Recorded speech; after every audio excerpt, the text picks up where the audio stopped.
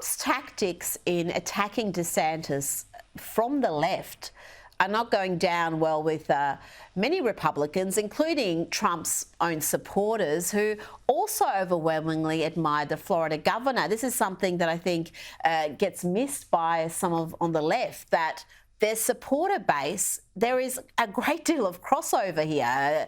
Ron DeSantis arguably is Donald Trump, but has just been more effective in implementing what he's wanted to do than Trump was in his 4 years at the White House.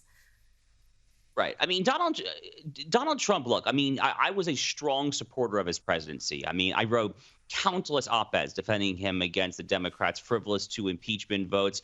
You know, I'm Jewish, Rita, and I wrote an op-ed in the New York Post a week and a half before the 2020 election where I called Donald Trump the most pro-Jewish president of all time. And that tweet got like 4,000 to 5,000 likes on Twitter. Trump himself retweeted it. So, you know, I was an enthusiastic Trump supporter. But if there's one thing where he clearly did not do as good a job as he could have done, it is in terms of personnel decisions. He, you know, the guy who got famous by saying the guy who got famous by saying you're fired on The Apprentice proved woefully unwilling, unable, or otherwise just simply disinterested in actually firing the deep state bureaucrats who has to be fired for him to implement his agenda, no matter where that agenda was.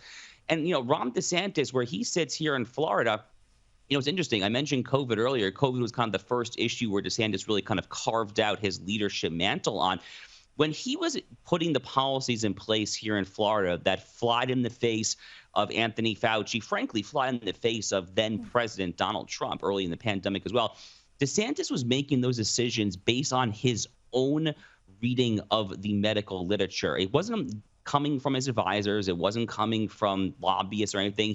I know this for a fact. He was the guy who was reading the footnotes in these heavily kind of peer-reviewed studies, arriving at his own conclusions, and he was vindicated. So he is a very smart man. He is deeply cerebral, and he gets in the weeds when it comes to policy. You know, it's kind of funny. After his Twitter spaces back and forth last week, you know, he had a long, about a half-hour interview with Trey Gowdy, a host on Fox News here in the U.S., and after that interview, you know, my fiance looked at me and she was like, wow, it's kind of crazy to hear a candidate like really talking about the issues. I mean, it's kind of a marked contrast, frankly, to both President Joe Biden and to a perhaps slightly lesser extent former President Trump as well. Oh, you are so right. And I think that was Trump's biggest weakness throughout his presidency, was trusting the wrong people. Like you said, not getting rid of people who were already there, who were obviously working against him and his agenda, but also some of his appointments were just terrible. And DeSantis seems to have a much better radar for that. His judgment on people seems to be sounder.